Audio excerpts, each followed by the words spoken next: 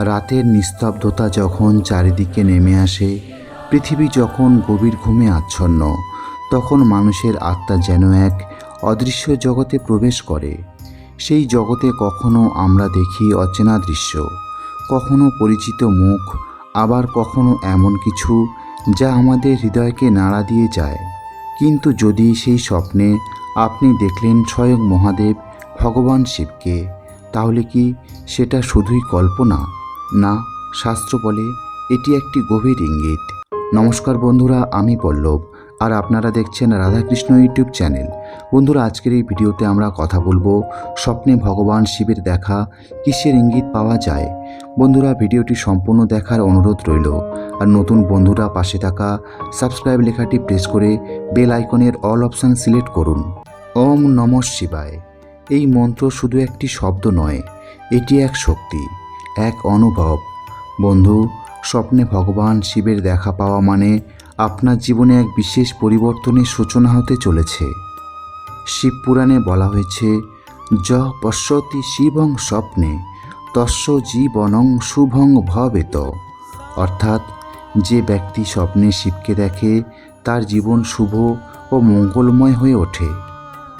স্বপ্নে শিব দেখার প্রথম ইঙ্গিত আত্মার শুদ্ধি।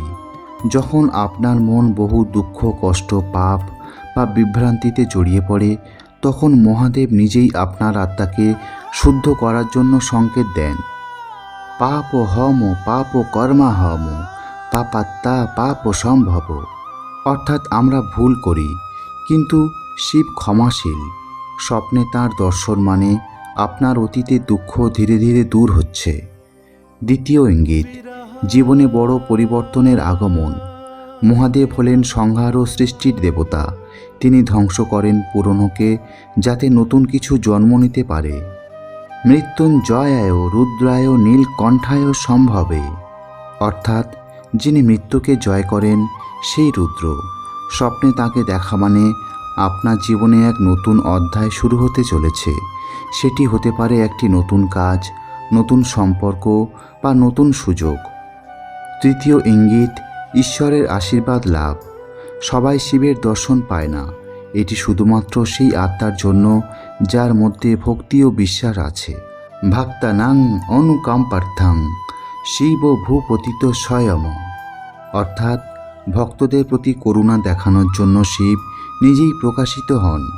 স্বপ্নে তাকে দেখা মানে আপনি তার প্রিয় ভক্তদের একজন। চতুর্থ ইঙ্গিত বিপদের পূর্বে সংকেত দেওয়া। কখনো কখনো শিব স্বপ্নে এসে আমাদের সতর্ক করেন, বিশেষ করে যদি আপনি তাকে রুদ্ররূপে দেখেন, অগ্নিময়, ক্রুদ্ধ বা তাণ্ডব নৃত্যে। রুদ্রং পশুপতিং স্থানং নীলকণ্ঠং ঔমাপতিম। চতুর্থ ইঙ্গিত বিপদের পূর্বে সংকেত দেওয়া।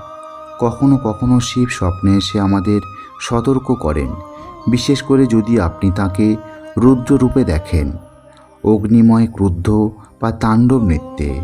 রুদ্রং পশুপতিং স্থানং নীলকণ্ঠং ঔমাপতিম। এই শ্লোক আমাদের মনে করিয়ে দেয় শিব রক্ষা করেন, কিন্তু প্রয়োজনে সতর্কও করেন। এই স্বপ্ন মানে আপনার জীবনে কিছু চ্যালেঞ্জ আসতে পারে এবং আপনাকে সতর্ক হতে হবে। পঞ্চম ইঙ্গিত আধ্যাত্মিক জাগরণ। স্বপ্নে শিবের দর্শন মানে আপনার আত্মা জাগ্রত হচ্ছে। আপনি ধীরে ধীরে ভৌতিক জগৎ থেকে আধ্যাত্মিক জগতে প্রবেশ করছেন। ধ্যায়ে নিত্যং মহেশং রজত গিরিনিভং চারু চন্দ্রাবতংসং। এই শ্লোক শিবের ধ্যানের বর্ণনা দেয়। অর্থাৎ, আপনার মন এখন ঈশ্বরের দিকে আকৃষ্ট হচ্ছে।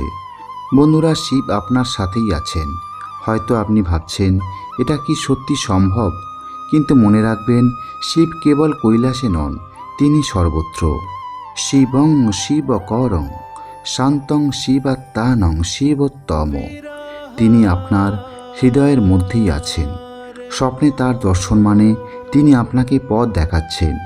যদি আপনি কখনো স্বপ্নে ভগবান শিবকে দেখে থাকেন, তাহলে এটিকে হালকাভাবে নেবেন না। এটি আপনার জীবনের এক গুরুত্বপূর্ণ বার্তা। বন্ধুরা, ভক্তি রাখুন, বিশ্বাস রাখুন এবং প্রতিদিন অন্তত একবার বলুন ওম নমঃ শিবায়। কারণ এই মন্ত্রই আপনাকে শিবের আরও কাছে নিয়ে যাবে। তাই প্রতিদিন অন্তর থেকে একবার বলুন ওম নমঃ শিবায়, আর বিশ্বাস রাখুন শিব সর্বদা আপনার সঙ্গে আছেন। বন্ধু, আপনি যদি মনে করেন মহাদেব আপনার সাথে আছে, তাহলে কমেন্ট বক্সে একবার ভক্তি ভরে লিখুন ওম নমঃ শিবায়। ভিডিওটি ভালো লাগলে লাইক করুন, চ্যানেলটি সাবস্ক্রাইব করুন আর শেয়ার করুন তাদের সাথে যাদের জীবনে এই মুহূর্তে একটু ভরসা, মানসিক শান্তি আর আধ্যাত্মিক শক্তির প্রয়োজন। আর আমি ছিলাম পল্লব আপনাদের সাথে। দেখা হবে পরের ভিডিওতে নতুন এক আধ্যাত্মিক বিষয় নিয়ে। ততদিন ভালো থাকবেন, সুস্থ থাকবেন। জয় ভোলেনাথ, হর হর মহাদেব।